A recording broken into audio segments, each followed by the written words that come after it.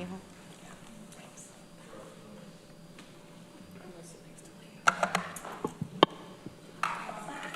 Hi, everybody. I'm going to call to order the April 11th Planning, Energy, and Environmental Quality Committee. Thanks for everybody for being here in person and virtually.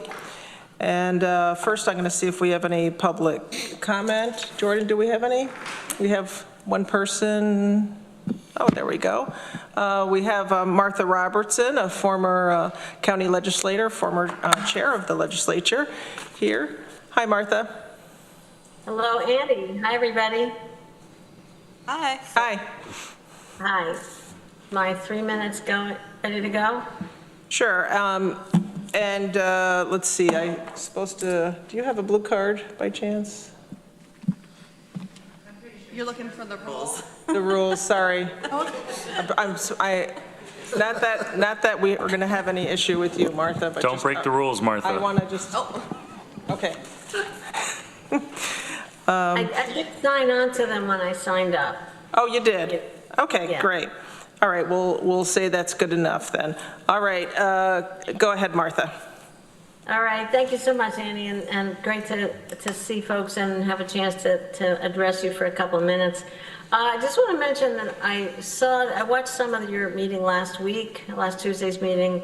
In particular, the section where you were talking about where Lisa raised the question of the congressionally directed spending request having to do with the Department of Emergency Response and the geothermal system. I just want to really underscore and urge that the county continue full speed ahead on the Green Capital Plan. And I know I understand that you spent about 15 million out of the original 30 million that was planned. We adopted that in 2019, and I know economic conditions certainly have changed the calculations quite a bit. But on the other hand, the county did get millions from the American Rescue Plan, and your fund balance has grown since 2019. So, and tragically, the need to fight climate change has only gotten more and more intense. So I understand that the administration did submit the request to for the congressionally directed spending. Hope that goes through. I would just mention that very often we've seen in the past that when, there's always such a lag time between your request and when you actually get the money, that if conditions change, if the project morphs into something similar but not exactly what you proposed, usually the senators or congressperson are flexible and willing to have the project go ahead in a slightly different form. So that's about that member item, but in particular, I really hope that as you start off on your 2025 budget deliberations, I really hope that the Green Capital Plan is a full part of it, that you're going to continue the commitments that we made a few years ago. And it's been a long-term priority for the county to be as sustainable as possible, and the Green Capital Plan is truly a key part of that. So thanks for listening. I understand that that staff is going to be making a presentation to F&I at its next meeting, I think April 23rd, about the whole plan, so that might be a good way to start the conversation. So I just encourage Peak to also keep an eye on that and to weigh in on the environmental benefits. Thanks so much. Thank you, Martha. Great to see you. Okay. Anybody else for public comment? Thank you, Jordan. Any proposed changes to the agenda? Okay. And for a chair's report, the only thing I have is I wanted to remind folks, if you haven't gone to the Recycling and Materials Management website, or you can get a card from me here, they have a survey regarding their services. And so please, I believe the survey is still open, right? So please, it's only a couple of questions and doesn't take very long. And I think it's only one page of questions. So please, we appreciate everybody's feedback. Thank you. And next, we have the minutes approval for March 11th, 2024. Would someone like to move those? Moved by Amanda, seconded by Randy. Any discussion, corrections? Okay, all those in favor? Great, that passes unanimously. And then the next one is we have appointments for advisory boards. Let's see. I have two here, and one is for the Environmental Management Council, Kate Darfler, who is the chair for 2024, and the Water Resources Council, Peter Penniman, who is also a former county legislator, and he's also an Environmental Management Council member, but this is for the Water Resources Council, term expiring April 2026. And we need to vote on that, right? And can someone move those? Amanda moves, seconded by Veronica. If we have any discussion, we could always go in executive session. No? Okay, all those in favor? Great, that passes unanimously. Thank you. And the next we have from Cornell Cooperative Extension, we have a couple of resolutions, and from CCE, we have Crystal Buck, who is the Farmland Protection Educator, and also here to talk us through this. And if we have any questions from the Ag and Farmland Protection Board, we have George Franz. So welcome to both of you. Hi, everyone. Thanks for having us. I met with you back in January to talk about this process. We're nearing the end of the 300-day review process for Ag District Number 2. This is the 8-year review, so this is the opportunity for adding to or removing from the district. And right now, we've gone through the process of looking at everything, preparing the report. I presented on that to you in January. We brought it to the legislature for a public hearing in February, and now the step we're at right now is the seeker process. So you have in front of you the short EAF, part 1, 2, and 3, and a resolution to send to the legislature on that. And that would be the first step in the process. And then we also should talk again about the parcel you may recall up in Ulysses. That was one that I talked about to some extent in January when we met, and it was also the topic of the public hearing. The two people that spoke about that property. So I think we would start with the short EAF and NEG-DEC resolution, if there's any questions on that.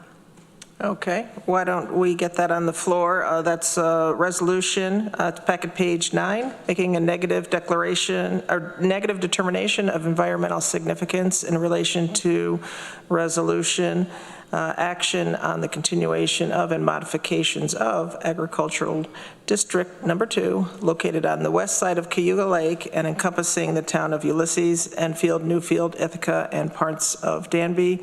And that's ID 12355, and that's moved by Greg, seconded by Randy. Okay, did you want to say anything else about that or open it up for? Just if there's any questions on it. Okay. I can walk through it if you want, but I don't think there's any significant things that we found in the EIF. Okay. Any questions or comments on this? Okay. All right. We'll vote on that. All those in favor, raise your hand. Okay, that passes unanimously. And then the next one is action on the continuation of the resolution on page 15.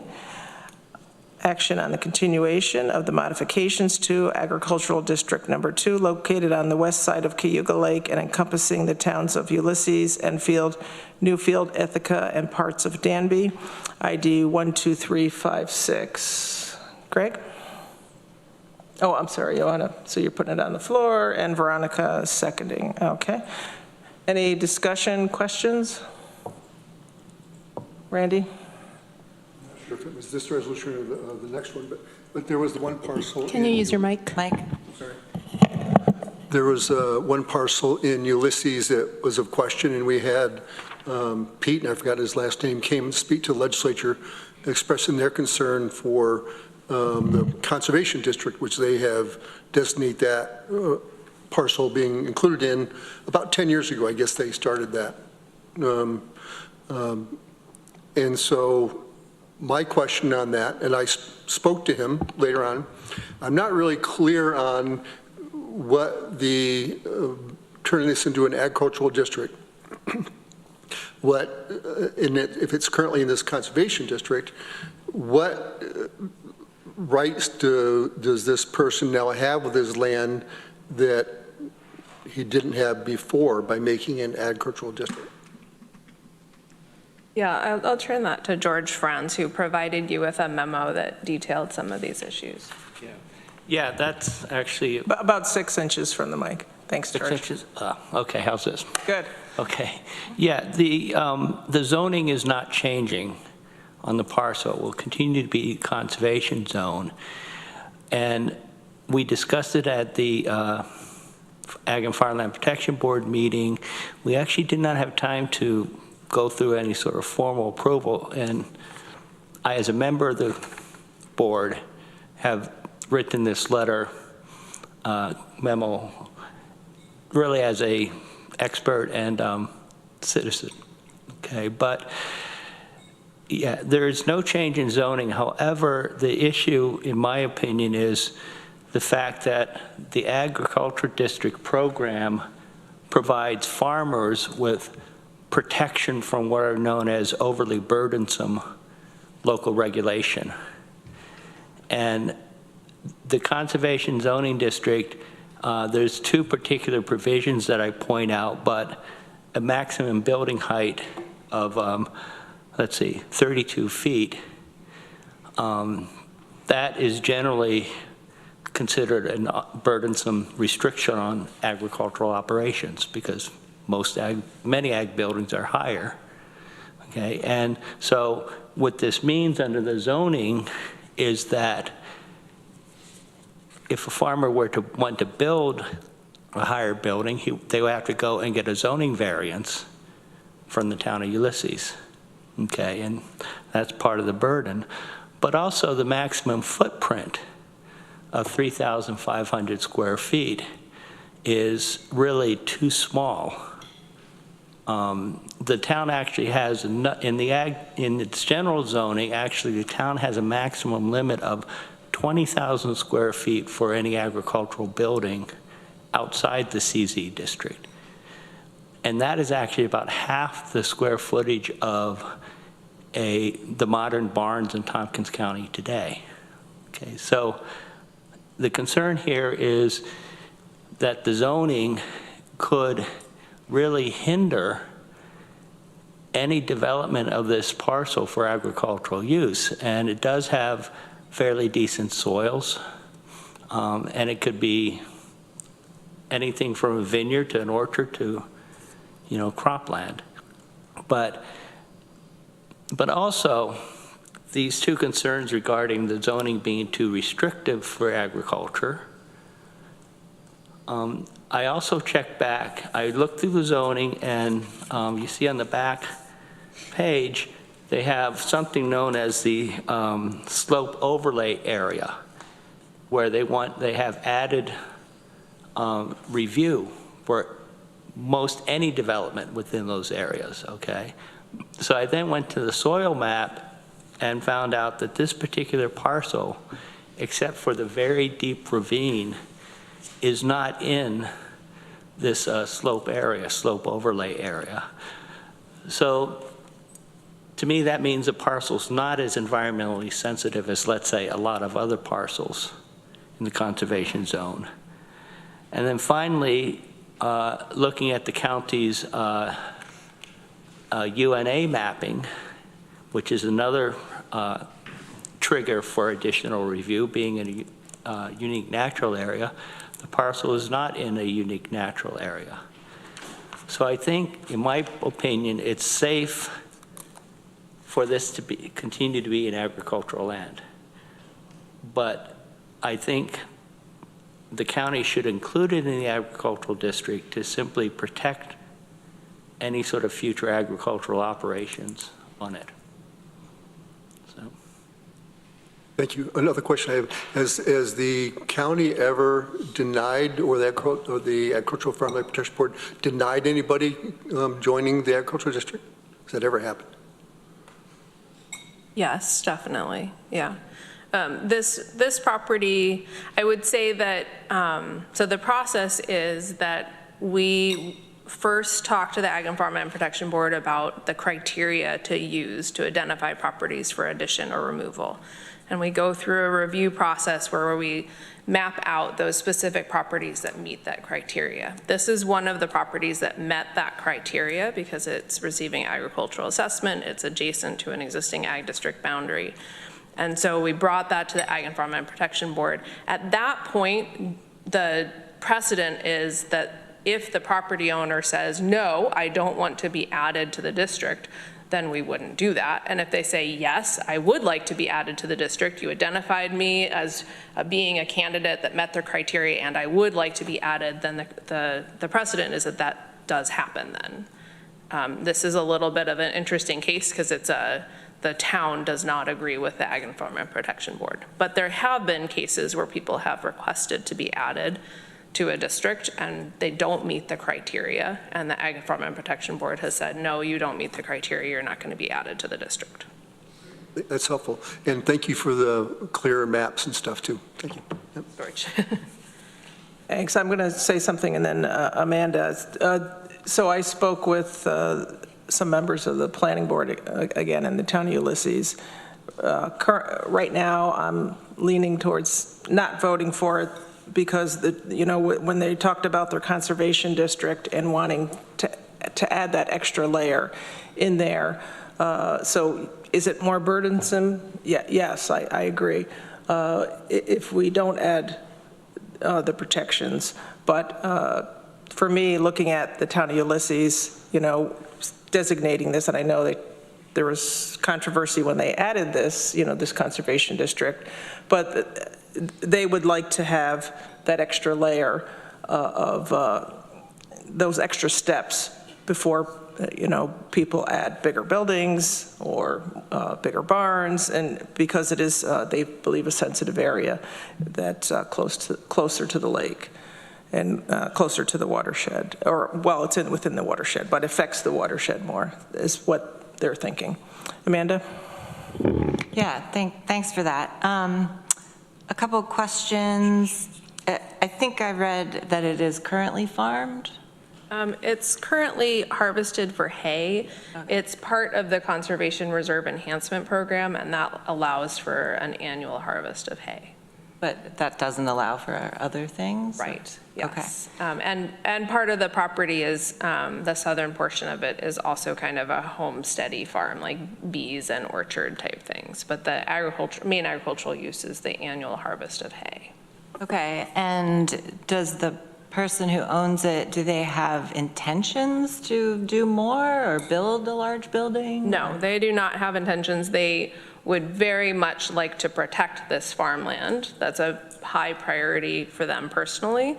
And so they like the idea of the ag district for that reason, but they have no intention to do any agricultural development or anything different on the property. It's also locked in for 10 years through the Conservation Reserve Enhancement Program.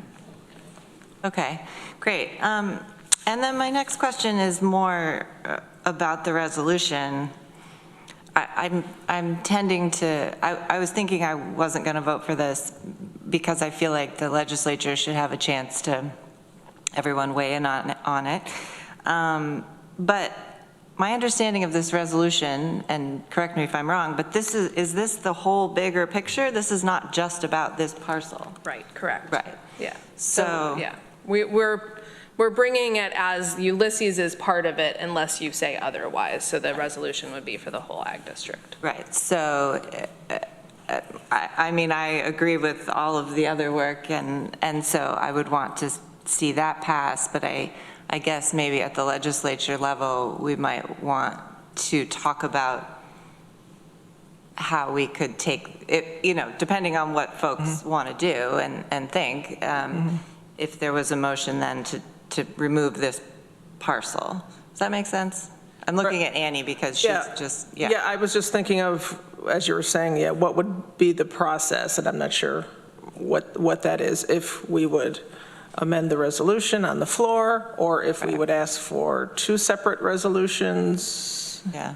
Greg, and then Veronica? Would it be splitting or dividing the question where you would essentially take, there's procedurally, there's a way to do it. I'm not, I need to look it up or confer. But,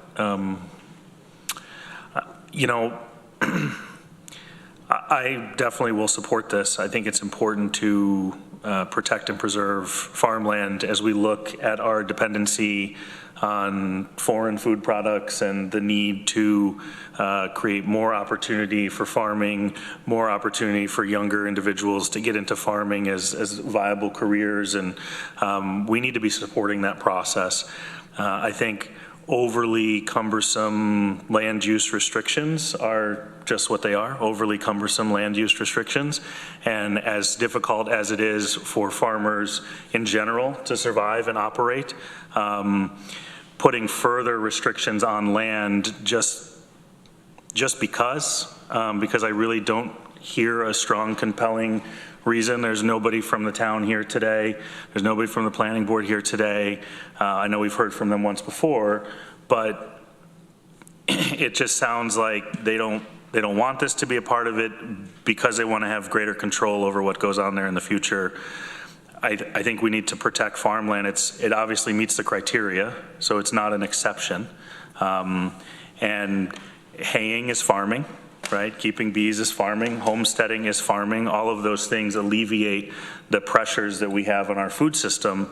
So, you know, it's across the road from the lake, but we still spread salt on that road every day, right? We still have cars on that road. We still have oil leaks on that road every day. I don't know what having a farm across the street from the lake is going to do. We've got vineyards all across Seneca Lake. Those are farms. I just think, again, this isn't, and I struggle with local municipalities and overly restrictive zoning as a fundamental belief. And I think that this is just another example of that. And we need to protect and preserve farmland because we have a food system that's in danger of going in the wrong direction. And I think doing things like this, even if the current owner doesn't have the intent to do something with it, a future owner may say, hey, this would be a great opportunity for me to contribute to our food system or to farming in some way that we may not be able to foresee today. So that's why I lean to support including this in the ag district. If I could add in that, similar to part of what my discussion was with some folks in the Ulysses Planning Board, and they said it's still going to,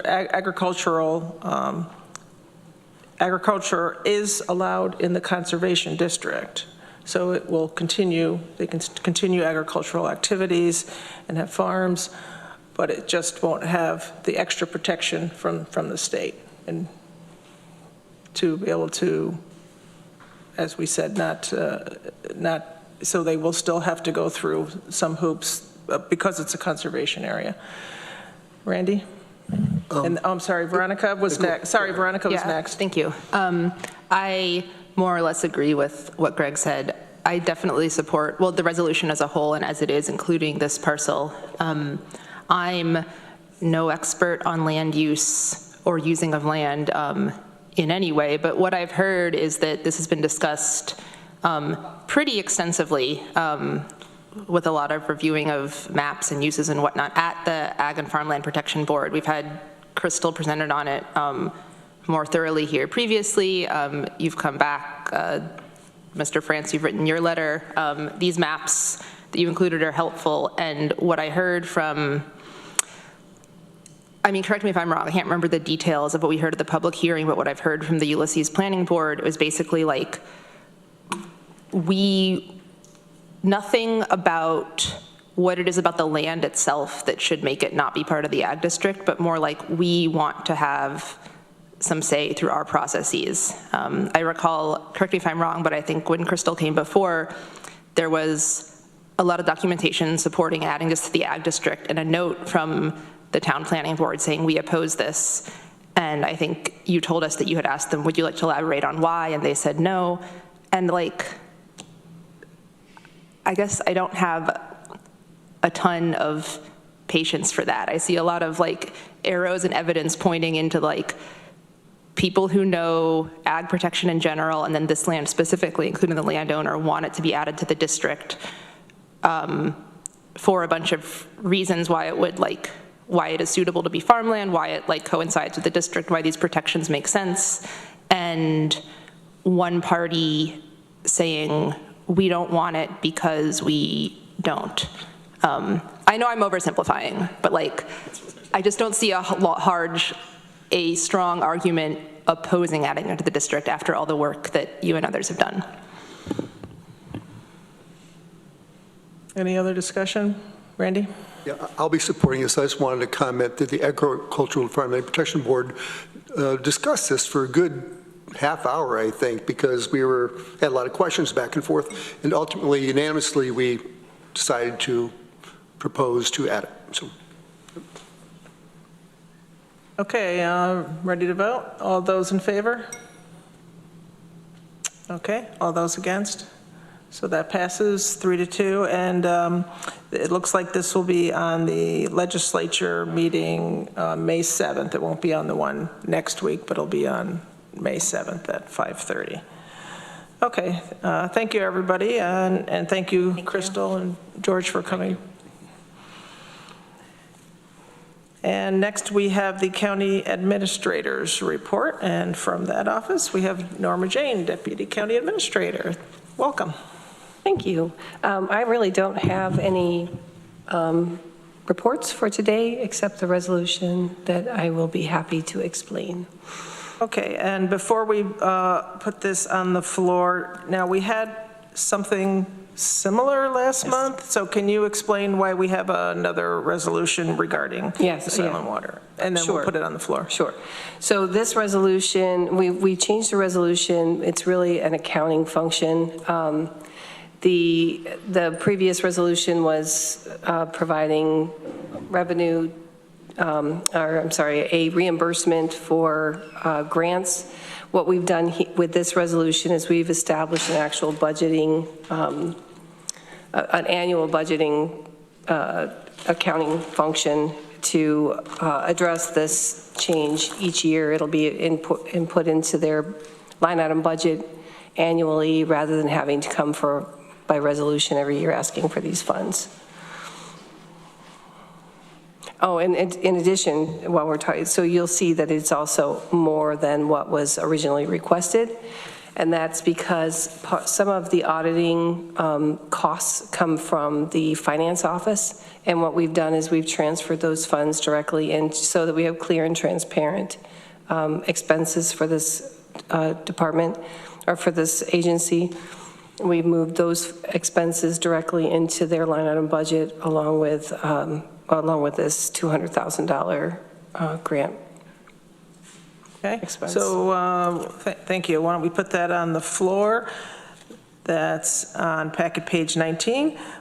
Resolution for a budget adjustment, County Administration, Soil and Water Conservation District, ID 12320, and that's moved by Greg, seconded by Veronica. And any discussion questions? Greg? Yeah, so this is just an accounting cleanup, essentially, and reimbursement of those expenses. It's essentially just funding them so that they can complete the projects, and then we get reimbursed. Right, the grant funding comes back to the county. And there was a couple ways, I'll just mention, because this came up in budget, there's a couple ways that this could have been funded.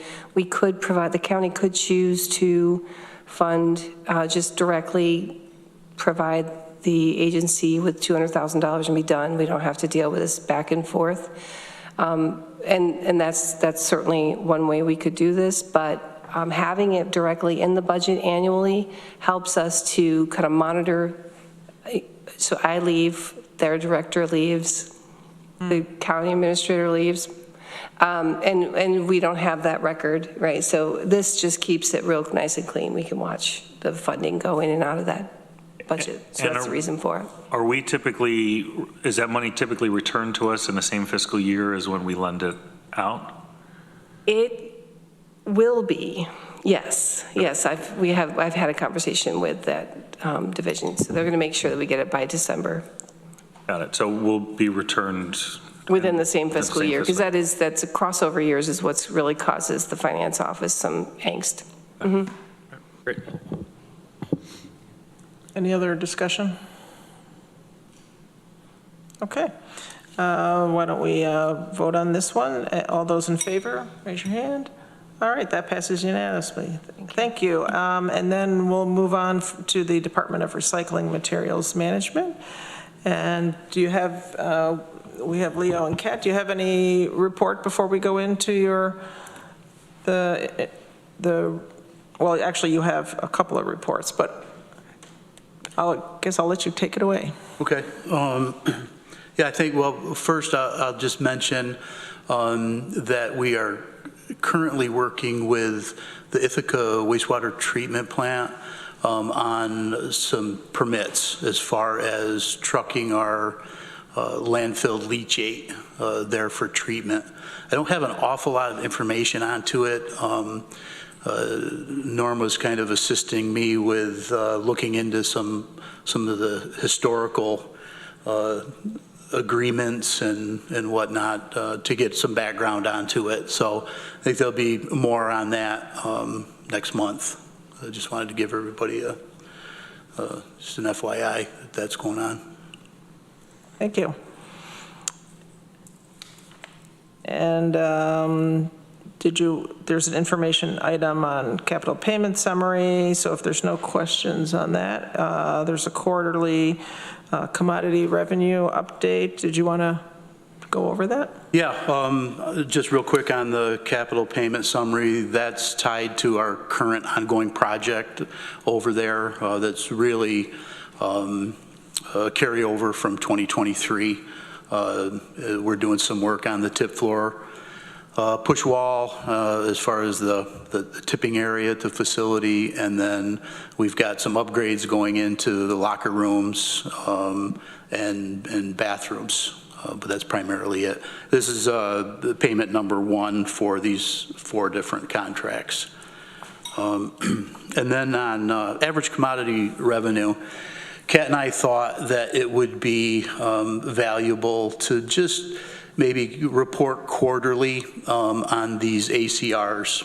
So that ACRs, you'll remember you probably heard a lot more about ACRs in 2023 than you wanted to. So we just think it's important to give a quarterly update so you get a sense of where that is, especially on the heels of budgeting in 2025, give you a little better understanding.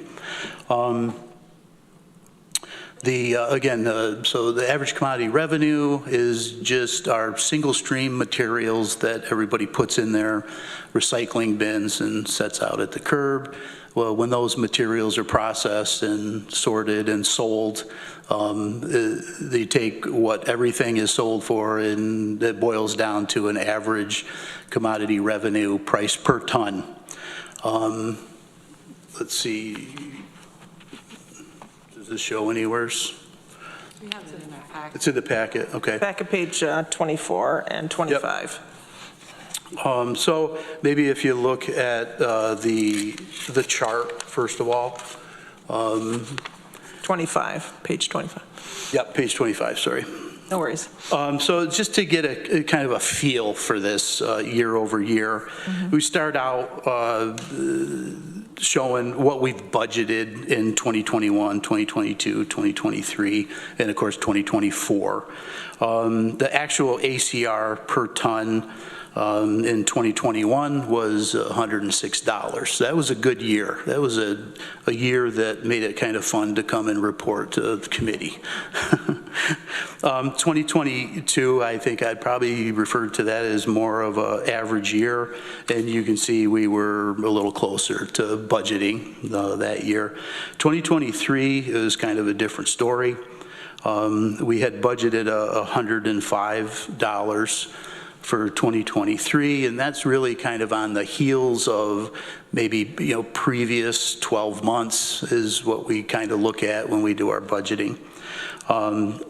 We ended the year at $44.17 as far as revenue goes per ton.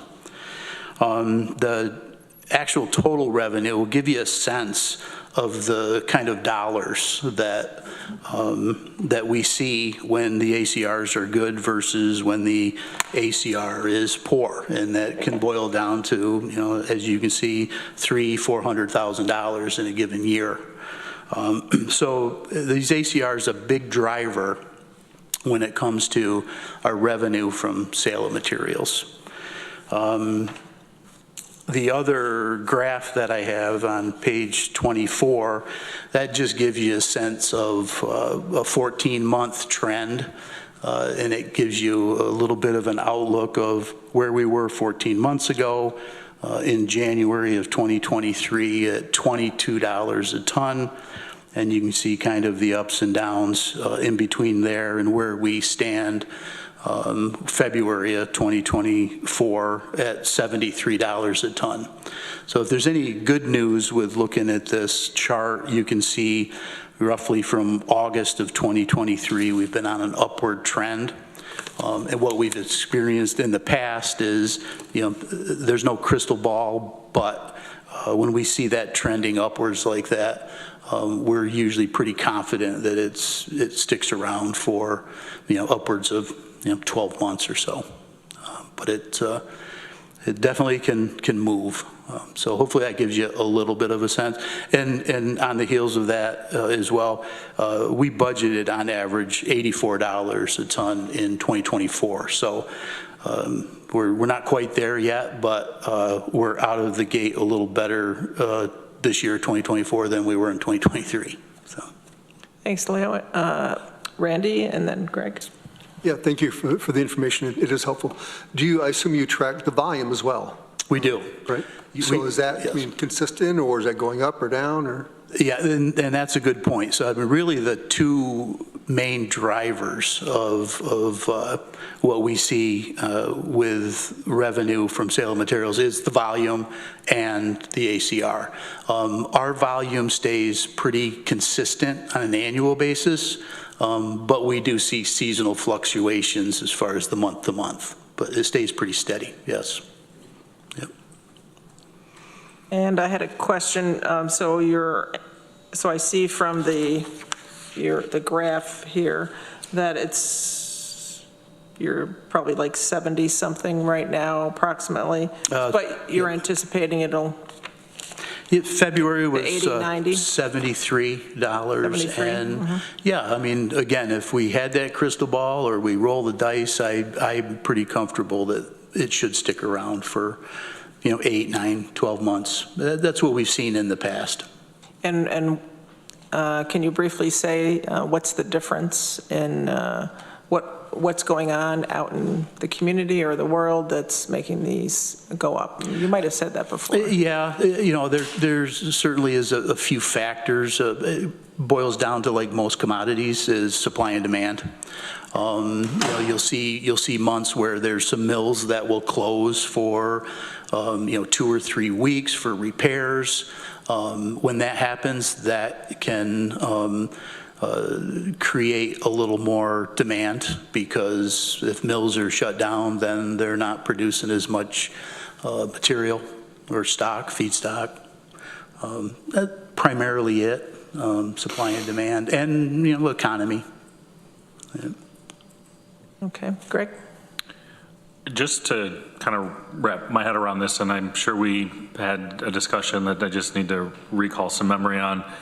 How are we off, or what was the biggest driver in 2023 that created, one, the jump from 81 in 22 to 105 in 23, and then the significant gap in budget to actual? What were those drivers, and are those drivers consistent that will, I guess I would rather see a slightly under budget and over deliver than over budget and under deliver. Obviously, everybody's probably on that same page. Yeah. Yep. But it doesn't you know, again, 2 months is not any sort of predictor of what the future brings, but it does look, if last year's trend is it may dip in the summer and then shoot back up. So looking at 24, it seems like 84 might be a stretch just with the few data points that we have now. Going into 25's budget, what are we looking at to make sure that we're not in a similar position like we have been in 23 and 24? Well, that's a really good point, and we have given some consideration to, you know, how we do want to budget in the future, and it could be something like taking our actual over previous 3 years and take an average of that. I'd feel much more comfortable being in the neighborhood of $75 to $85 a ton on average throughout the year, and be a little more conservative. But there are times where, you know, 2021 we've seen 106. Previous years, I mean, we've seen things even higher than that. So it's difficult really to predict. You know, again, it's all over the place. It can be all over the place. But that would be my suggestion, and I think that's what we're going to start out with as we start preparing our 2025 budget. Is try to stay away from maybe current month trends and be more around an average of, you know, 3 or 4 years. Yeah. Yeah, I definitely appreciate that. I mean, it seems like there was potentially something in that 22 to 23 that triggered, oh, this may happen, right? This may lead to higher ACR, Mm-hmm. but obviously it jumped off a cliff. Yep. I'm just trying to better understand just for our education so that we can be supportive of the department. Yeah, absolutely. They're great questions. I love the way you're looking at it. One other thing that complicates it, if I can say this right, we're gearing up right now to start putting our 2025 budget together. We will receive an invoice from the facility that has the ACR, actual ACR information onto it, around the 15th of the month. So we're going to see March's invoice soon. So if we're budgeting today, let's say we get March's invoice. So we have actual ACR numbers January, February, March. We put our budget together and we stick with our schedule. We could be turning that budget in with maybe knowing, we'll definitely know April's ACR. So we're budgeting for 2025 based on actual numbers only through April of 2024. Right, by the time we go through the process, get our budget to administration, you know, I would look to Norma to see when's the last point in time that we could change that number. But if you understand that correctly, I mean, we're budgeting for January of 2025 based on ACRs roughly 8 months ago. So that we're not getting the most current information in our budget to base that ACR off. Does that make sense? Yeah, and so can I ask a follow-up? So I don't mean to belabor this point, I really want to try to understand this. Mm-hmm. The revenue covers X portion of your budget? Yes. Yes, and if that falls short, you pull from your fund balance? The first thing that we do, we will do projections every month throughout the year. So as we hit the end of January of 2024, we're projecting where we're going to be at the end of 2024 in January. So we're keeping a real sharp eye on that ACR and our revenues. That allows us some changes that we could look into our expenses. Okay, so if there's some nice twos in our budget, you know, we're going to hold off on those nice twos in our budget. Obviously, we have a large sum of money that's contractual that we it really doesn't change much. But, again, some of those things as far as our rebusiness bins or, this past year, it was the compostable bags. So we back down on some of those expenses and, try to cut those expenses as much as we can. And so this may be my last question. I apologize for Norma. I'll try and hold you to that. This will be my last question. Norma, is there a way with this, because of the volatility, I mean, clearly it can be all over the board of the ACRs, is there a way to, and I know the fund balance is relatively healthy, but still, cautious. Is there a way to budget with fund balance and then replenish so that we're kind of a year behind using ACRs, so we have more of an actual number rather than trying to take such a volatile changing number and budget to that and then having to backstop or backfill with fund balance? Like could we? Like STPB is working on? Looking to do, yeah. Yeah.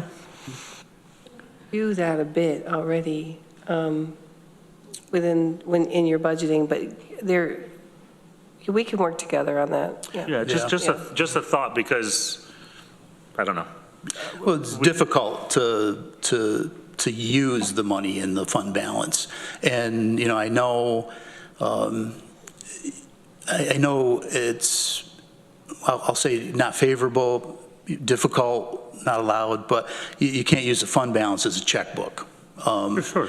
So, and rightfully so, but I know exactly what you're thinking, and in my previous life with other companies, the other example would be fuel. I went through some years where fuel could be all over the place. So when we budgeted for fuel, we budgeted like this, and easy to justify the over or the under. And have a plan to make up for the losses in what was budgeted. But I know exactly what you're thinking about, and I'm familiar with it with fuel up and down. Okay. Yeah. Well, thank you. Sorry to belabor the point, but I appreciate the information. Good points. I was glad to hear that. Randy? Yeah, You're limited to 5 questions. There'll be it's a comment, maybe no question. There are entities, independent entities that track corrugated and other cost, and they do projections. And when we were clearing docks, we would base our bids and whatnot on that, and they were so often not accurate because they would always predict something that was somewhat level, but it could spike and drop really fast. And the cost of energy was always the biggest impact to us on that. So. Yep. Thank you. One quick question. For the numbers here where the commodity revenue is, going up and down, and price per ton is going up and down, is that pretty much directly related to the commodity prices and not very much related to the volume coming in? The per ton, the ACR per ton is strictly commodity prices. It really doesn't have anything to do with volume until you roll it up into the actual total revenue that's received. Right, so I'm just wondering, are you seeing any volatility in actual volume coming in? Not annually. Annually stays it's pretty steady. Pretty steady, pretty standard. But again, there's seasonal fluctuations. So January, February, March tends to be low. Weather gets good, the volumes start coming in. Colleges leave for the summer, they come back in the fall. You'll see spikes in those two events, if you will. Yep. I encourage everybody to bring your metal recycling down there. I know you always get good prices on that. Yep. All right. And next, so Kat, are you up with the rebusiness presentation? Is that you? Yes. All right, take it away. Thank goodness. And that's, let me see, that's page 27. All right.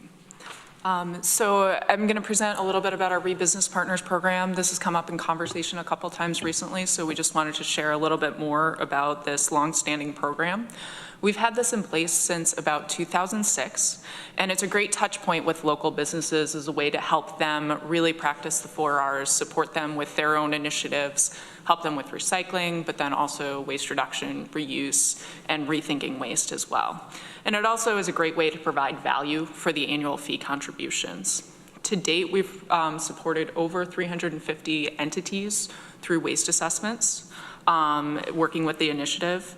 And we've been rebuilding following challenges that popped up during COVID. So we're looking at kind of evolving the program and continuing to really meet businesses where they are and support their needs through this program. We've worked with quite a few different sectors in the program, ranging from offices, restaurant and grocery, to schools and institutions. So everybody's got kind of a little bit of unique circumstances with kind of their waste generation, the materials they have on hand, what they're creating and what their needs are. So, you know, we've worked with these different entities and really understand kind of the different sectors as well as kind of what their unique flavor is for the support that might be needed. This program, again, is pretty long-standing. When we started with kind of a traditional waste assessment. So we would look at, you know, the full 4 Rs with a focus on their recycling programs, but also looking at ways to help them reduce, reuse, and increase some of those habits. Green purchasing is another one. That waste assessment would start with a questionnaire. We'd get background information about kind of what their current practices are. And then we do a facility walkthrough so we could actually follow the flow of materials from how does something get from my hand to the recycling bin to the dumpster outside, and really understand kind of both what the opportunities might be, but also what an entity's challenges might be as they're going through establishing recycling programs. We have since, again, as I mentioned, kind of evolved a little bit. So during the pandemic, we offered virtual site visits. And in recent years, we've really expanded to do more phone support, more email support, and really kind of being more nimble to meet the needs of businesses that are coming up today. Through this program, we can offer recycling bins. We have several different styles. You know, we can evaluate and work with them to understand, are these something that's a useful tool for them, and then can provide a variety of different styles to meet their needs. It's great if you're going to help somebody do recycling to be able to give them the tools to really help make that happen. And as a component of that, you know, for smaller businesses, we're also able to help them evaluate if our curbside recycling program might be a good fit for them. So businesses under a certain volume of generation material can participate in the curbside collection program as well. In addition to recycling bins as tools, we also have signs that are available. So we have signage templates that businesses can use, hang up in different areas of the facility, especially break rooms is a good example with like the food scraps, front of house. If you're a restaurant, you might want to have some of these visual reminders to folks about what goes in the bin, what doesn't. And we also have some labels and decals that can go on the recycling bins themselves. So signs that can go at eye level, and then prompts on the bins themselves to help folks know kind of what's going on. In addition to bins and signage, we also can support with staff training. So we've attended staff meetings and do a presentation. We can answer questions about what goes in the bin, or other questions about, you know, what happens to my recycling, things like that. And for entities that might have kind of more turnover, or for summer camps, for example, we can also provide a train the trainer type template for a presentation. So, you know, we can train core staff on some of this information and enable them to work with that group that they're facing all the time.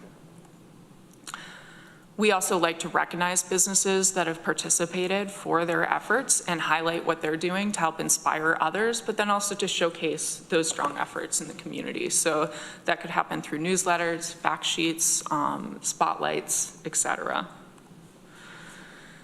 As I mentioned, recycling is a strong focus of this program, but it's not the only focus. We really do aim to support through 4R program development. So it's a great opportunity to look beyond just recycling and connect entities that are participating in the program with other departmental initiatives. Food scraps is a great example. When we were first helping start up the food scraps recycling programs, we worked with many businesses to set up composting on-site for off-site collection. As a more recent example, with green purchasing, we had a business recently ask us for support for a waste assessment, and we attended a virtual lunch and learn as a follow-up to that because they're really interested in EPP and green purchasing. And so we were able to leverage some of the work that the county is already doing with our EPP policy. Can you say what EPP is? Sure, it's environmentally preferable procurement. Thank you. So green purchasing. So helping them think about what policy, showing an example of kind of what's been happening in the county and what some of the challenges are as we've gone along. We can also do pilots through this program. So LeanPath is a technology that helps businesses really track and monitor the waste they're generating specific to food waste to identify and kind of help businesses start to reduce their food waste. So thinking prevention before we donate or discard. So a couple years ago, we worked on a pilot with this technology to work with local businesses to see, is this a software that might be replicable, something that would be recommended in our area? When does it work? When doesn't it work? So we had identified some businesses in the community, some of which had already been involved in the Rebusiness Partners program. They attended a training, invited us and some LeanPath staff into the kitchen to set up equipment. They were issued one of these tablets that went with their current kitchen scale software. So they would track food waste over a period of 3 months. They had identified a staff champion who would kind of help monitor the program and act as a liaison.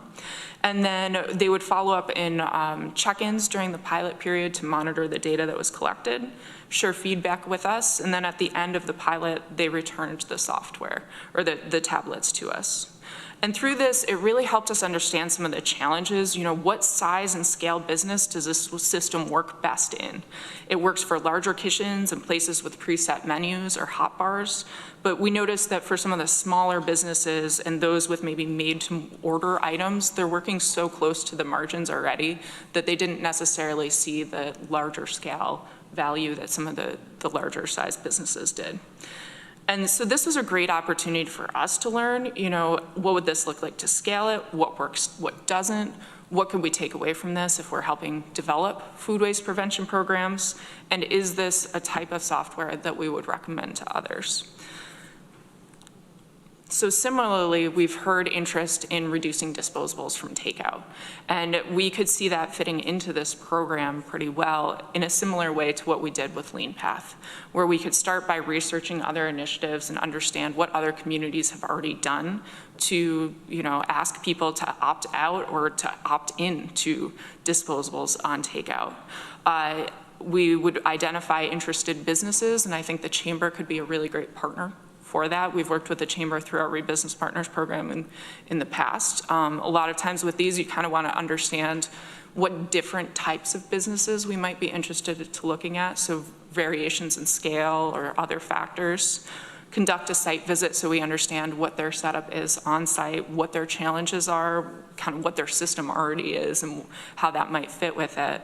And then we could work with them through ongoing communications, support data collection, and then through that process, evaluate the data, identify some of those challenges and solutions as we go, and in the long term, develop a summary of findings to kind of say, what would this look like if it were continued to expand throughout the county? That kind of highlights just a little bit about the program and some of the opportunities that there are with that, and we'd be happy to answer any questions if there are any. And Randy? Yeah, thank you. I'm really glad you're relooking at all this and trying to work with people. So I'm sure some businesses do a really great job of this, and some not so much, and there's people in between. Is there any type of designation that the businesses that are doing very well is there any value in saying, hey, these guys are gold certified, for lack of a better word? Is there any discussion about that? And the other question I had, when Veronica and I took a tour a couple years ago, one of the things we looked at was you're receiving product from restaurants and other things, and they're bringing it to an area that gets primarily for recycling. And there was issues with contamination with some loads.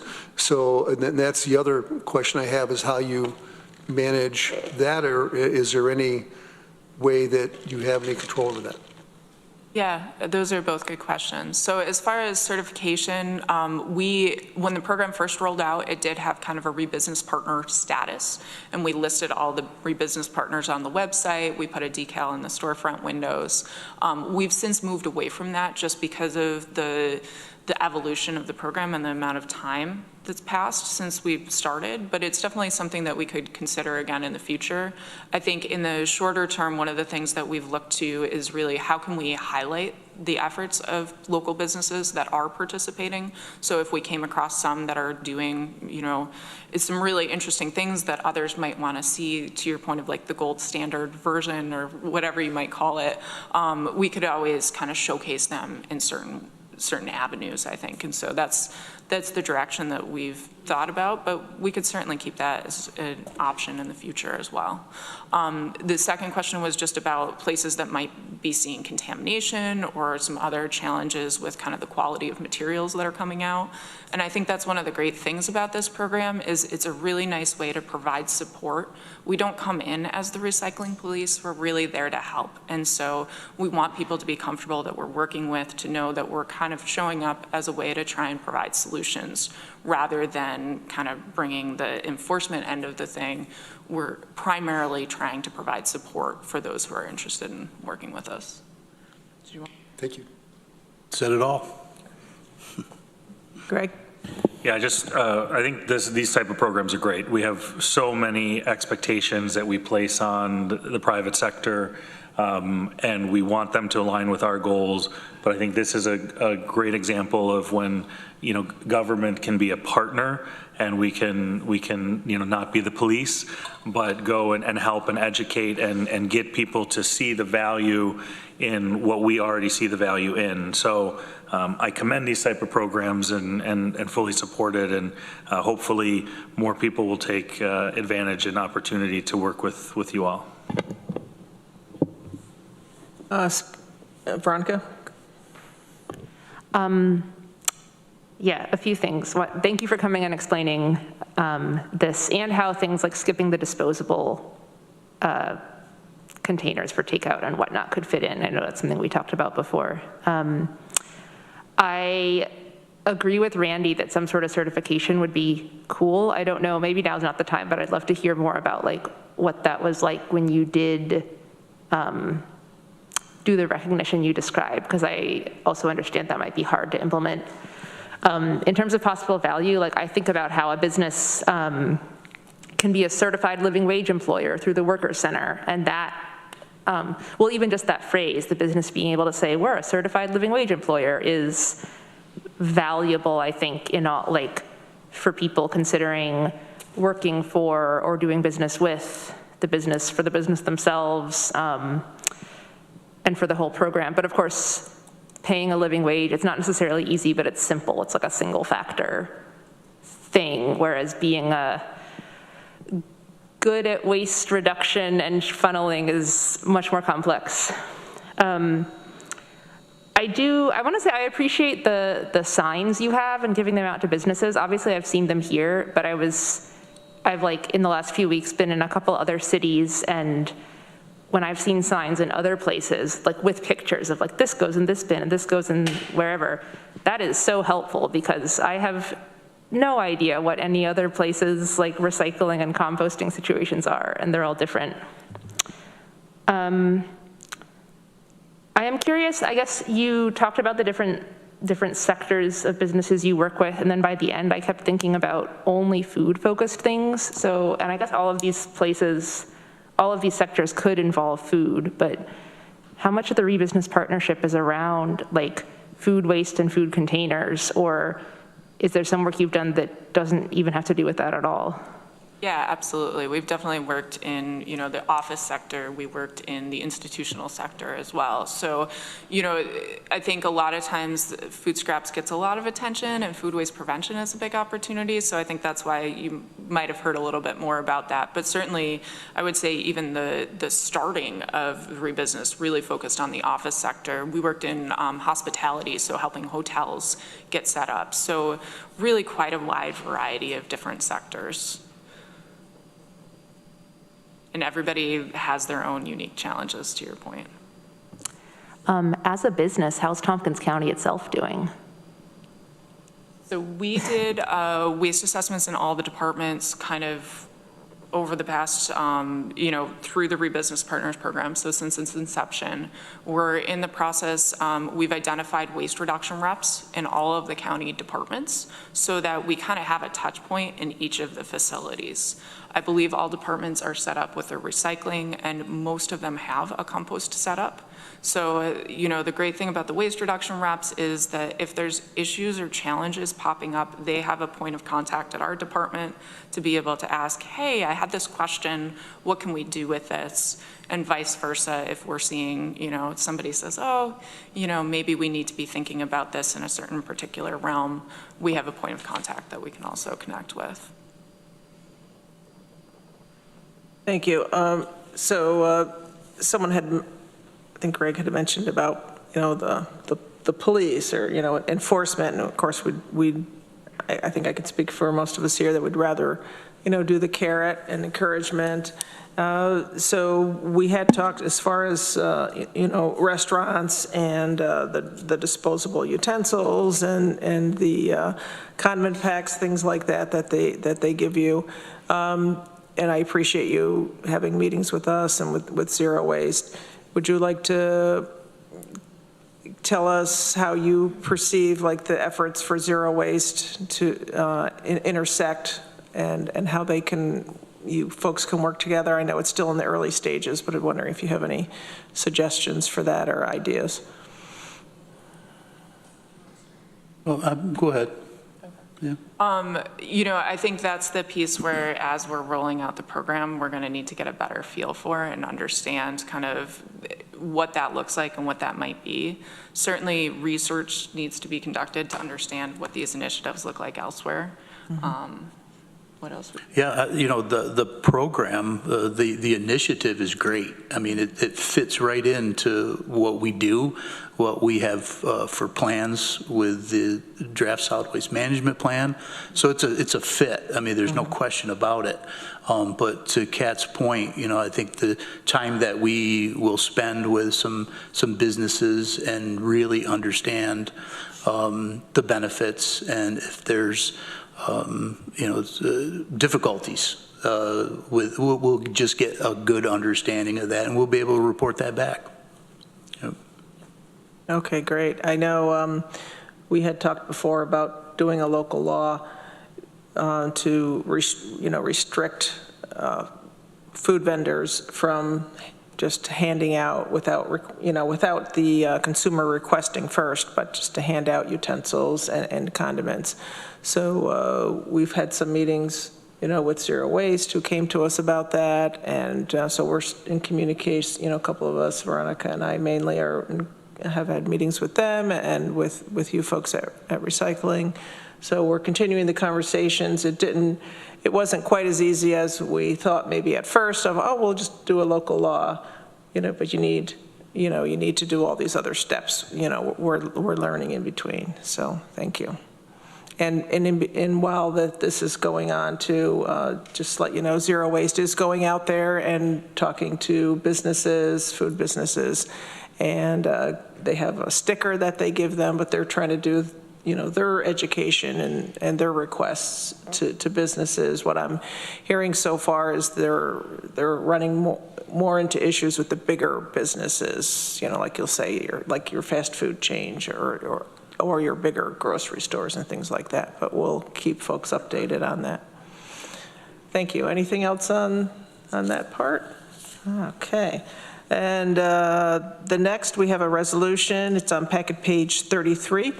And it's the Department of Recycling and Materials Management 2024 Award of Contract Waste Hauling and Disposal Services, ID 12343. Would someone like to move that? Moved by Veronica, seconded by Randy. Would you like to tell us about this one? I sure can. Yeah, so this contract involves the transportation and disposal of the solid waste that's transferred from our recycling solid waste center, the facility. It's obviously a separate contract from the contract to operate the facility. The primary disposal site with the upcoming contract will be Chemung County Landfill, and the secondary or the backup disposal site would be Ontario County. The term of this contract is for 3 years, and it would start May 1st of 2024. There is 3 optional 1-year extensions in the contract. 2 companies submitted bids. Our current contractor or hauler is New England Waste Services, which is a Casella company. So we received a bid from New England Waste Services and also Greenleaf Recycling, and I believe they operate out of Horseheads, Elmira area. I actually anticipated 4 bids, so I was a little discouraged that we didn't get more than 2.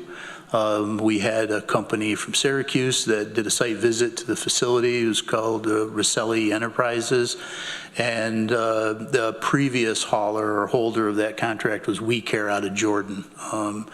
Those 2 companies didn't bid. Not exactly sure why. The current rate per ton is $56.05. And the low bidder was New England Waste Services at $61.75. So it went up a little bit.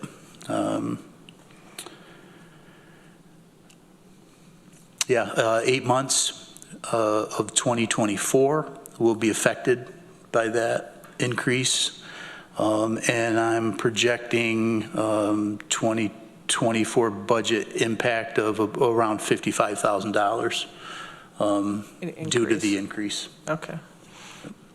I was gonna ask what the overall. Okay, anything else before we open up for questions? I think that's it. Yeah. Okay, Randy? Yes, with this contract, of course, a lot of it's fuel related. Is there something in the contract that says if fuel goes above a certain cost, then they can add an adjustment or those types of things? Or? Well, there's a CPI of not to exceed 3%. These days, the last few years, that's been exceeded, but it would hold at 3%. There's also an additional fuel surcharge calculation that's in there. It can get a little complicated, but for the most part, we would take a 12-month average after the first 12 months, and we would compare that to the current rate at the time of the bid. And then we would pay an additional percentage of the $61 per ton. There's a percentage of that. I want to say it's 9% of the 56 that would go toward fuel. Now, that does allow fuel to increase the cost of that contract, but with that said, if fuel goes down in the previous 12 months, there's also a reduction in that contract price. So it's as fair as it can be as far as fuel goes. Yep. Any other questions? Okay, all those in favor? That passes unanimously. Great. The next one is on packet page 35. This is a budget adjustment, Department of Recycling and Materials Management, providing for the purchase of reusable bags, ID 12346. And can someone move that? Moved by Veronica, seconded by Amanda. It's pretty self-explanatory. Do you want me to just see if there's any questions, or do you want to say anything? It's basically just leftover funds from 2023 that we're transferring into 2024. Any questions? Okay, all those in favor? Great. That passes unanimously. Thank you very much. well, Anything thank you. else for today? I'm sure you've had enough of us today. We always enjoy having you come, so thank you very much. Thank you. And next up, we'll have some folks from Planning and Sustainability come to the table.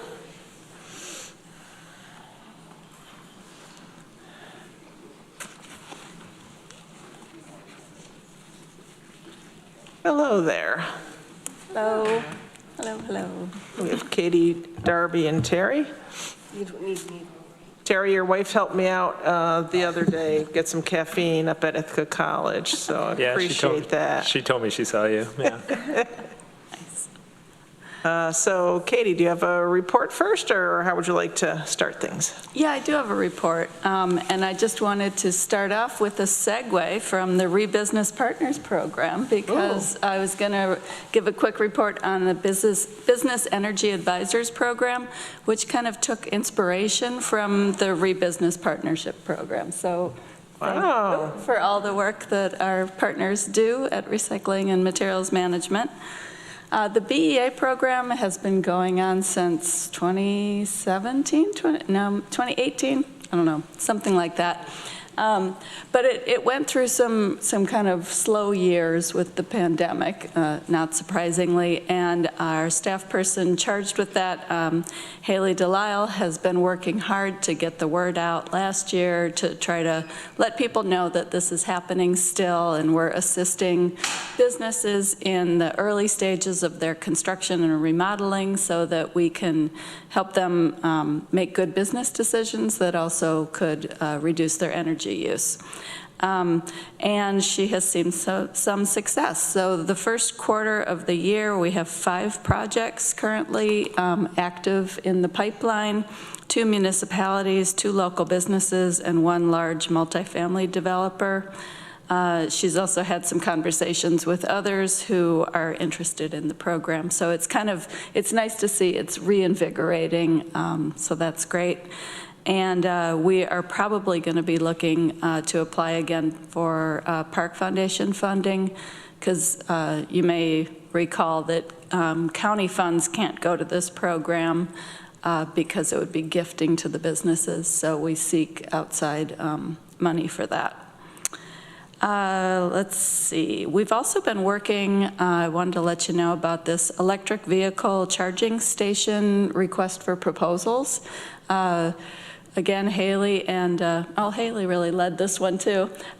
She went to TCOG, she reached out to all the municipalities, she reached out to higher education partners to find out if people had sites that they wanted to have electric vehicle charging stations. And so we could put an RFP out to get proposals, see what we find out for kind of the whole turnkey package of putting in the EV charging station and what services might go along with that station. We get to the point where that'll be shared out with the municipalities and higher ed partners who said they were interested. They had sites they wanted to be included in the RFP. So that'll be, once we get feedback from them, we'll be moving forward with that. Also, Yellow Barn Solar Project, the big solar project in Lansing and Groton. We're going to shortly be sending a letter. They had sent us some preliminary materials, so we took a look, and part of my work on the Region 7 open space plan, which funnels into the update of the New York State open space plan. In those meetings, the Nature Conservancy and the Wildlands Network have been really highlighting some of the recent mapping work they've been doing about looking at climate change and species migration and this need to protect habitat corridors. And there have been some recent articles on designing solar projects so that at least some species migration could be accommodated through the sites. So we were just going to be sharing those resources with the regulators and the developers of the solar project so they're aware and perhaps they can do something to design the site to accommodate that need better. Katie? The one thing I would add on that also is that this committee had indicated that they would like a presentation from the Yellow Barn Solar folks, and so they, I had asked them for some months that might work for them, and so I think we're looking at them coming in at the May meeting to provide a presentation on Yellow Barn Solar. So at the next peak meeting, you should be getting a presentation from them. Great, thank you. Great. And then, kind of speaking on Darby's behalf, she's sitting next to me, but wanted to update you. You all accepted the building code study that we did recently, and she has been actively working with partners on several of the identified priorities in that document. So around 911 addressing, code software needs, civil service job descriptions, and other strategies as well. But I just wanted to let you all know that she's been working with partners to try to move forward some of those recommendations. And my last report item is that we have successfully hired 2 new people for our department to fill 2 vacancies. So very exciting. We've got on April 29th, Kelly Mosher will be joining as a principal account clerk typist. And on May 27th, we've got Shauna Stevenson joining us as Housing and Economic Development Planner. Great. Yeah, so very excited. Great news. Yeah, please bring them to, up here if you'd like to, or it's in some way would like to meet them. Randy? It's good news. One of the things that was shared with me regarding the permitting that's approved for projects in towns was that maybe if somebody did some improvements, that information wasn't being transferred to the assessment office because the paperwork's slow or it's not electronic. So, and I think what Jay mentioned is like sometimes we just don't know that somebody put a dish on the house. So is that something that came up or? Yeah, that's part of this code software needs that Darby's sat through too many presentations by vendors on it. But do you want to speak on what that would do?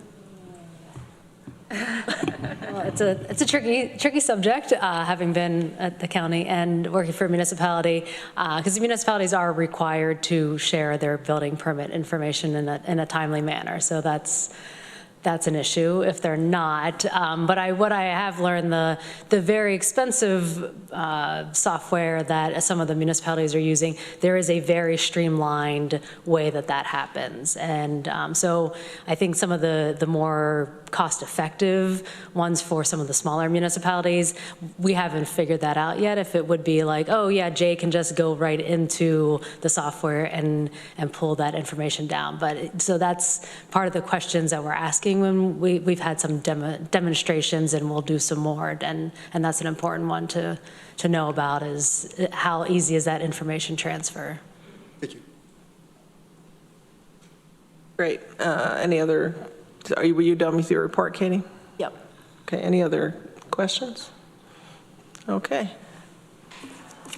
And next up, we have the authorization to accept, so why don't we put this on the floor? Authorization to accept New York State non-agricultural, non-point source planning grant for a 6 Mile Creek Stream corridor assessment.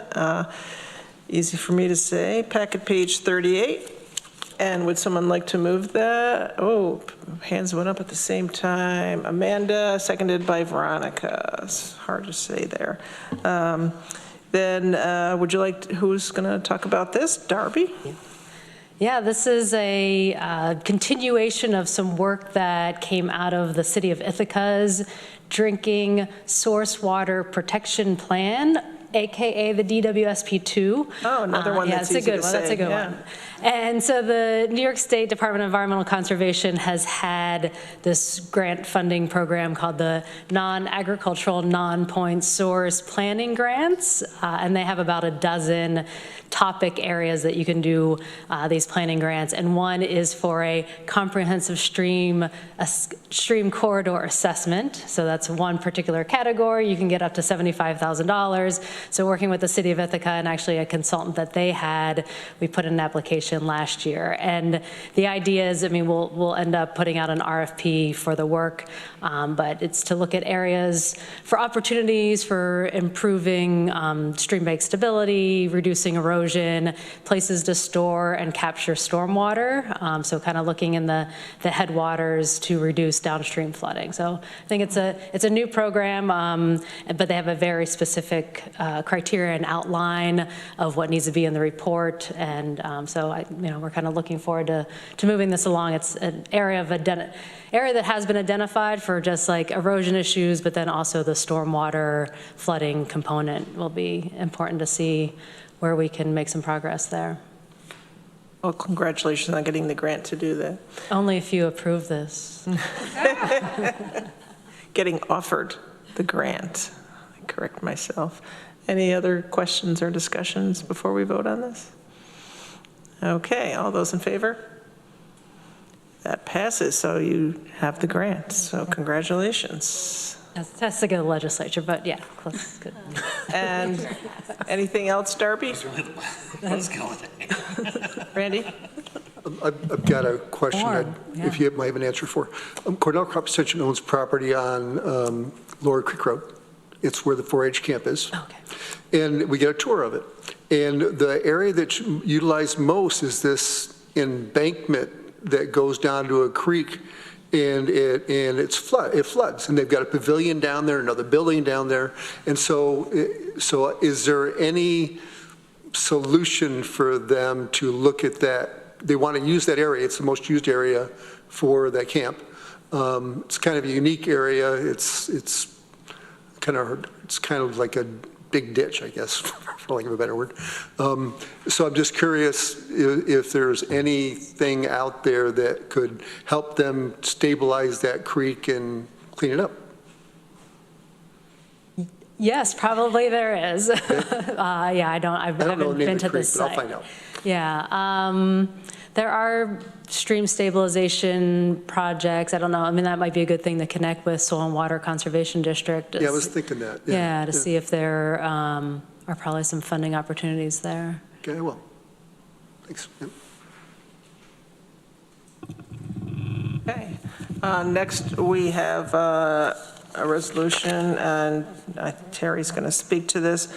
But I just wanted to point out that we have a revised resolution for the last one, and so you should received a copy of that on your desk. There's a revised resolution with a memo. I don't think the memo was changed. I think just some of the numbers were changed in it as well to reflect okay. it. Yeah, so why don't we get it on the floor first? Let me read the name. First, authorizing a lease option agreement with the New York State Energy and Research Development Authority, NYSERDA, for up to 112, I thought it was so the corrected changed. one should be 65 acres. Okay. Right. So just wondering how to do this. Can I make a suggestion? Yeah. Can we just read the title of the revised resolution with 65 acres instead of 11267? That okay? And then we'll move that. Okay. So for up to 65 acres at the Caswell Road closed landfill for the purpose of developing a solar array and battery energy storage. Would someone like to move that? That's moved by Greg, seconded by Veronica. Okay, we have that on the floor. Terry? Great, and I'll say that Gillian Black, the director for the Build Ready program at NYSERDA, who's been partnering with us on this, is on Zoom as well to help answer any questions.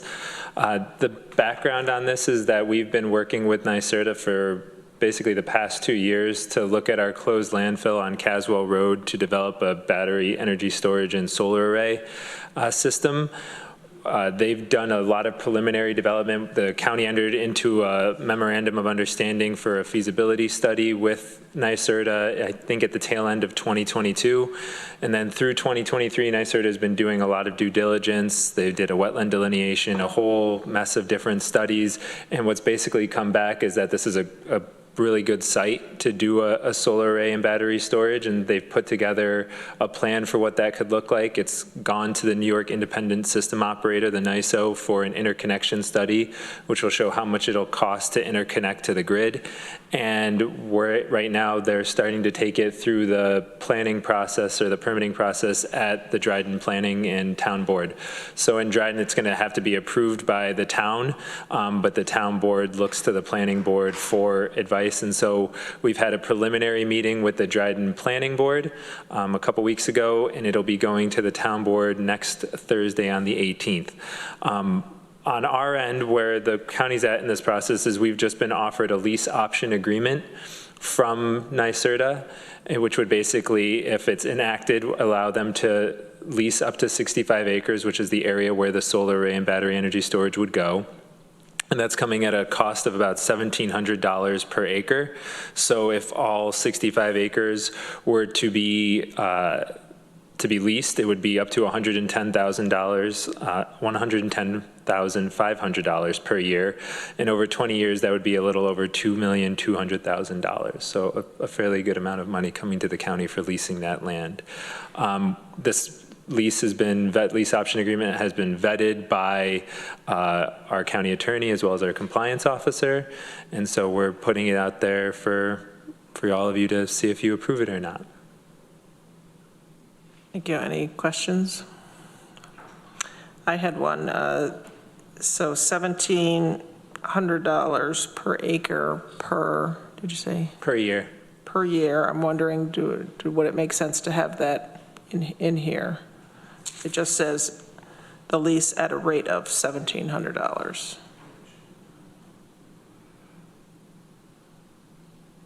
But it doesn't say per month, per year, forever. It's the last whereas. Yeah, the last whereas. It says the second line in the last whereas, 65 acres of the property at a rate of $1,700 per acre. I think that makes sense. You can add that in. So, per year? Yeah. So how do we need to add that in? Is that friendly? Yeah. It's friendly to me. Friendly to me. Okay. So, got that, 1,700 per acre per year. Okay. Greg? Yeah, does the revenue from this potential revenue just go into sort of general revenue, or would this, sorry, I keep looking at Norma because I was always looking at Norma when it comes to money. Yeah, so right now, we recommended that it goes into the green, don't you have that, right? Green building budget? Yeah, Green facilities. the green facilities Green budget. facilities? Yeah, Did I miss that in here? that's what 1613 is. Oh, so that's for the initial $6,500. So when the agreement is signed, we immediately get $6,500. I don't know, Norma, if we had discussed when that annual payment comes in, where that funding will go. That was That's that was fine. the thought. I like that thought. Yeah, we have not, Of course I you don't do. think, that's I'll second that. that's a determination that the legislature has to make, but I think that was, and I've talked it with Lisa as well. It just seems like that might be the right place to put it. And, sorry, I just want to memorialize that if that's going to be the case, or if that's the intent with those funds. I usually think, in these type of situations, we should try to do more good in the same vein of how we receive the revenue. So I guess, I don't know if that'd be a second resolution, or if it would be an additional, resolve I in think this we one? would handle it in the capital program.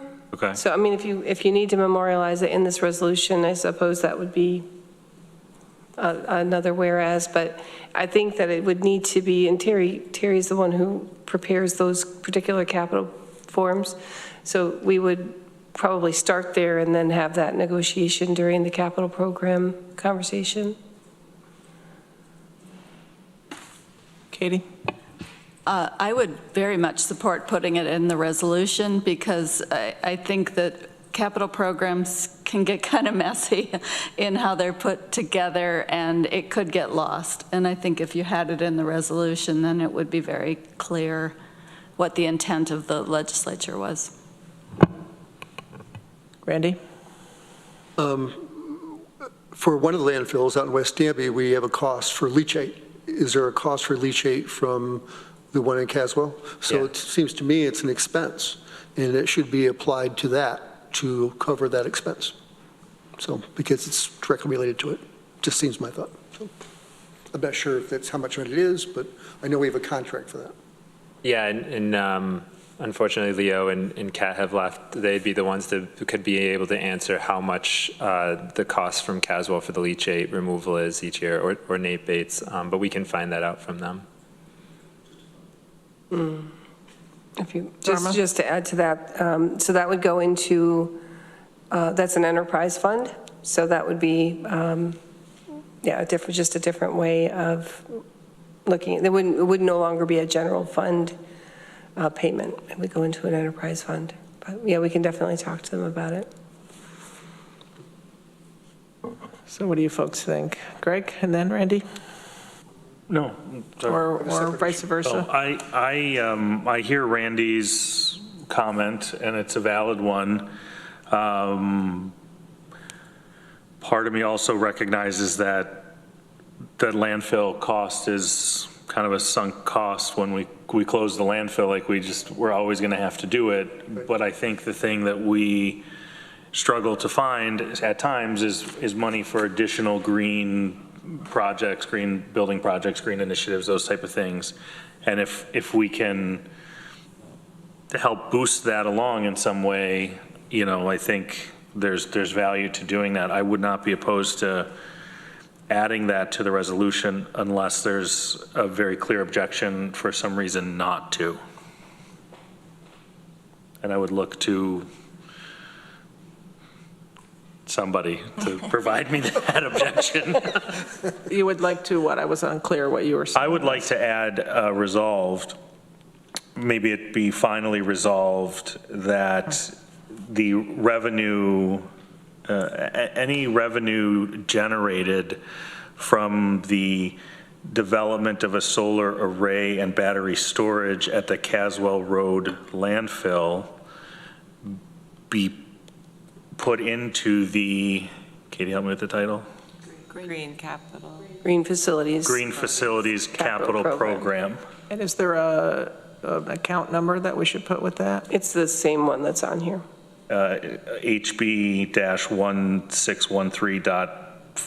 HB-1613.42270 other revenue. Or did I say that slow enough? No. Resolved that any revenue generated from the development in solar and array at Caswell be put into Green Facilities Capital Program. Did I not say that correctly? Amanda? I think it's not from the development, it's from the lease. agreement, From right? the lease of the, So let's see. it's more, we want to say that the revenue from The lease revenue. the lease. Yeah, so the lease revenue from the Caswell solar array and battery storage system would Would support the, would be put into the Green Facilities Capital Program. Yeah. Yes.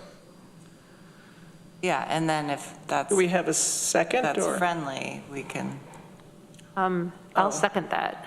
Oh, right, so we But if could it's see, friendly. is it friendly to the first and the seconder, which was, I believe, Me and Greg and Veronica? It's friendly to me, but we'd have to ask if there's an objection to it being friendly. Yeah, I guess it's not friendly, it just feels like it's a big enough thing. I don't know. To amend? It's friendly to me. Is it unfriendly to anyone else? Is it unfriendly to anybody? I'm going to vote against it, so it doesn't matter.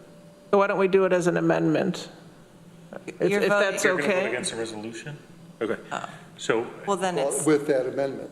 Oh, so why don't we, how about we do Okay, it how as, about it's not friendly? I've changed my Right. mind, let's vote. right, so let's do that separate. Okay, so we have an amendment on the floor, and Greg presented the amendment, and who was the seconder on the amendment? I seconded. And Veronica seconded it. Any discussion before we vote on the amendment? Okay, we're going to vote on the amendment.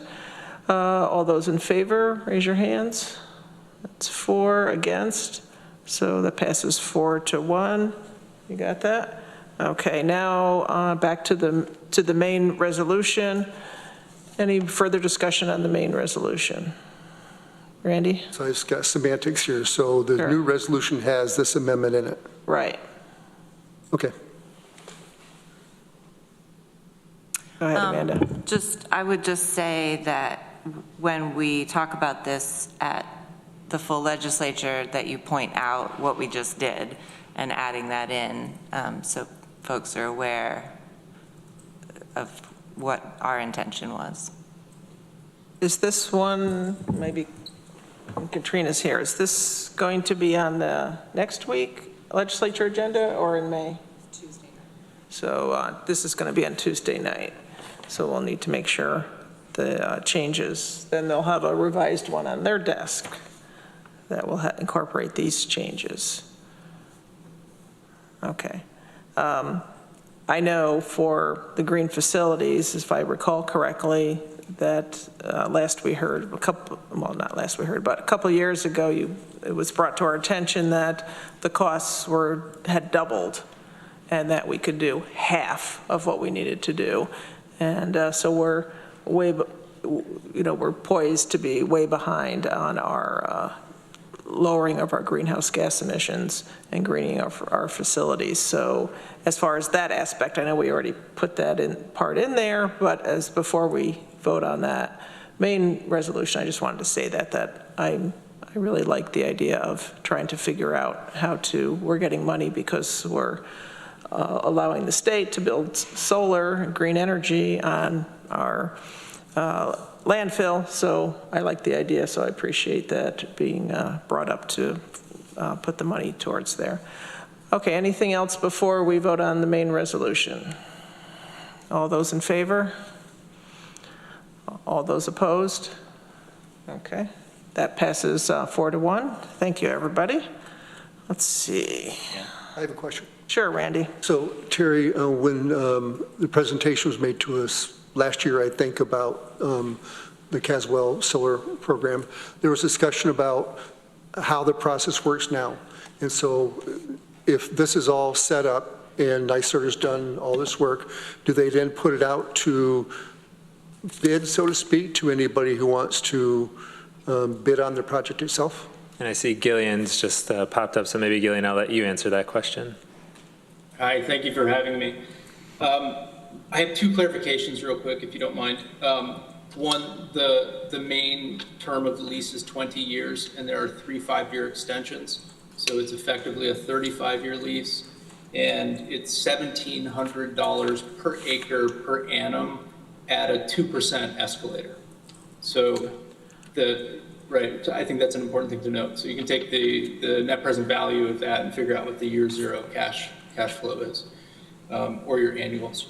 The second clarification is that it's not necessarily up to 65 acres. Our current site plan includes just shy of 65 acres, but ultimately that may move around during the planning process. So it's not likely to go beyond 65 because there really aren't more acres available, even though we would love to have them. But I wouldn't put in your resolution up to, I would say approximately, if that's possible.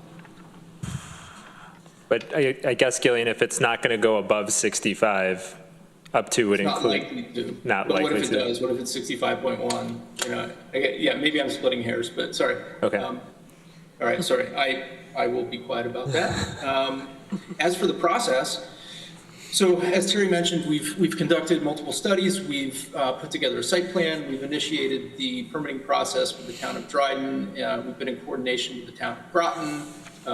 We are in the NYSO process, getting our system impact study completed. The project will then go into the NYSO cluster study for the full facilities study in combination with all other projects going on the grid. But by the end of the system impact study, we should have an idea of what this will cost to interconnect.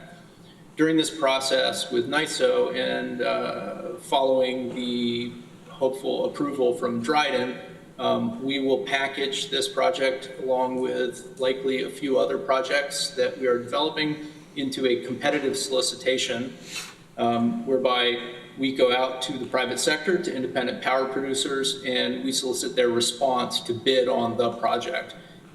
This one will be a large-scale project, so we will award to the successful bidder and enter into a 20-year renewable energy certificate contract. So we'll evaluate them on how much of a REC contract they need, at what cost to NYSERDA, at what cost to the New York State ratepayers are we subsidizing this project.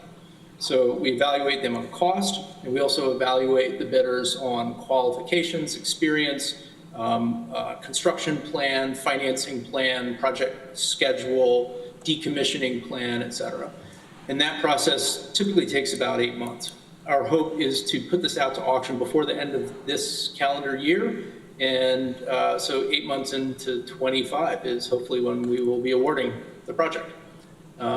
We'll do this in consultation with the county, possibly with the town. We can discuss this more later, but it's possible that you could have an evaluator on the evaluation panel, along with our technical evaluation panelists who are experts to help us work through the proposals. But that's it. And then the successful bidder would come in and finance, build, own, and operate the project. Currently, the project is in the form of an LLC, so all approvals, the leases, everything will port over with the LLC to the successful bidder, and they will then be responsible for all of the requirements, and they will enjoy all the benefits of the project at that point. But NYSERDA will maintain a relationship and really clause into the project and the successful bidder in the form of this REC contract. So that's what we're doing. Very excited. Thank you. Yep. Is there any provision to stipulate using local labor? To the extent practical. What does that mean? Well, so we require the bidder to go into project labor agreements or to work with local labor, local union shops. I don't know that we require them to just use local labor. So no, I would say there's not a stipulation to require them to use local labor. Okay, I know for several of the local solar array projects that the contractors have are in arrears of paying their subcontractors. So I didn't hear that as a list on your list of things to look into, but if you wanted to contact Todd Brewer, he's the president of our Building Trades Association locally, he could tell you, yeah, because yes, I think there was some contractor that was in arrears of $3.5 million to pay its subs. So that was something that we were made aware of in regards to the Yellow Barn Solar Project. I think there were some issues with CS Energy. And so we talked to them about it, and our understanding was that they were working to pay it, and there was an issue where, as my understanding is, since they don't own the project, they wait on whoever does own the project to then pay them so that they can then pay their subs, and so it was kind of a cascading impact. And this was looking into it 3 or 4 months ago that it was hopefully going to be resolved. I haven't heard anything in the last couple of months. But maybe, Gillian, that's something that could be factored into in the evaluation criteria. Yeah, we do look at each bidder at their track record if they've been in default. So we do dig in quite a bit and into their financials. There's an insurability metric, I forgot what it's called as well, but that's certainly something we can look at. And I may not be totally accurate. We might be doing it already, but certainly something to highlight. Terry, maybe you and I can circle back on this, just so I'm sure to make sure that it's in there. Thank you. Greg? Yeah, just to clarify too, the power from the energy generated just will go into the grid? Yes. Okay. That's right. Yeah, we're going to run a direct line to the Purcellville substation. Purcellville? Peruville. Yeah. Peruville. Peruville, thank you, sorry, to the Peruville substation. And we'll be doing that by easement across Mr. Beck's farm to the north of the Caswell landfill. And then we'll go along in an easement that we're negotiating with DOT along that Peruville road, and then we'll cross the road into the substation. So part of the SIS process, the system impact study, is coordinating between us, the developer, NISO, the grid manager, and NISAG, the connecting transmission owner, to figure out exactly how all that works and what it's going to cost and who does what. But yeah, the power will go directly to the grid. So I'll also add that if there are a lot of other, I mean, not amongst you, if you have questions, ask them now, but for the general public, we are hosting an open house next week on the 17th. It's going to be at the Neptune Firehouse in Dryden, and it's from 5:30 to 7:30, and people can drop in and ask questions. I believe Gillian will be there. I'll be there, Nate Bates from Recycling and Materials Management, and other NYSERDA staff. So if folks have questions, please stop by, and we're happy to talk at that point. It's the 17th at the Dryden Fire Department, 5:30 to 7? Neptune Fire Hall. Fire 26 Hall? Yeah, 26 North Street in Dryden. 5:30 to 7. 30. Thank you. Okay, I think hearing a couple of things, for instance, the acreage and with the 2% escalator, I think I'll just, leave it to the folks, Terry, if there's anything that you're recommending later that we try and change when this is presented before the legislature, or if you think it's fine, you don't have to. Yeah. As is, you don't have to answer that question now unless you're ready to. I'll talk with Norma and see what administration wants to do. Okay. Thank you. Anything else from the planning department or from you, Terry?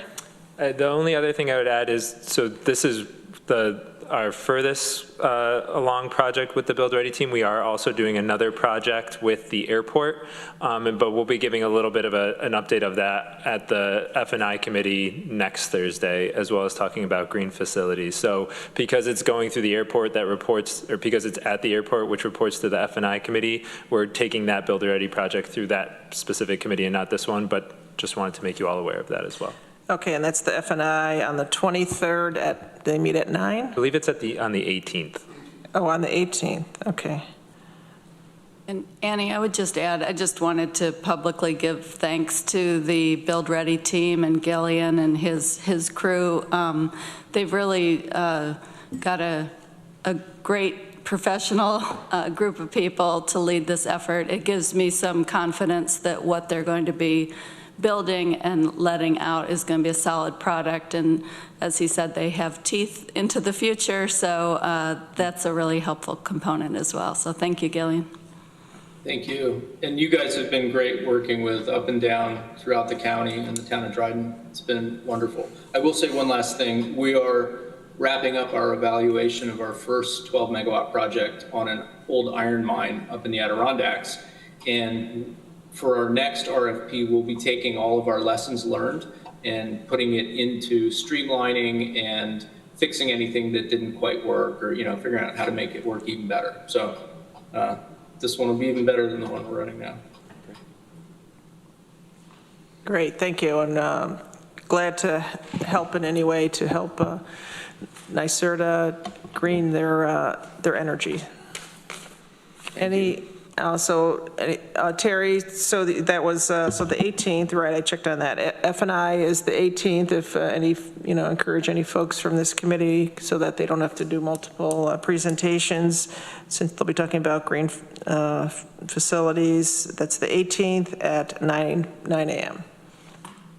Okay, now I'll turn it over to any committee member reports. Amanda. The eclipse you want to talk about, or something else? We don't have to talk about the eclipse anymore. It's been a lot of conversation about that. No, I was just going to let you know that the Water Resources Council is meeting on Monday. Darby's not here, but we are taking a tour of Bolton Point, and I'm sure all of you would be invited if you're interested. We normally meet at 4:15. I feel like there was an email from Kristen maybe to get there early. I'll look it up while you, do you have more to talk? Just that, and I think they're trying to take more field trips and, for education purposes. So I've never had a tour of Bolton Point, so I'm very excited. So Darby, who's probably listening downstairs, if you could send that information to our committee, we'd appreciate that. Thank you. Randy? Yeah, the planning department's been working with Cornell Crop Extension on a transportation needs assessment. I think it's the first one ever in the county. Is that correct? It's never been done before? The equity needs assessment?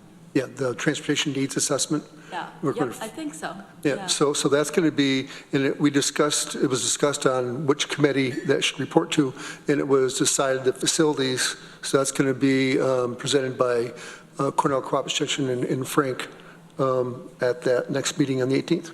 Great, thank you. Any other committee member reports? Amanda? Just the agenda for Monday for the Water Resources Council says to be there at 4. So, and that's at 1402 East Shore Drive. Okay, 4 o'clock you said? Yep. And that has just been independently confirmed by Darby Kiley. So. Okay, Who was watching downstairs? He's always Okay. watching, right?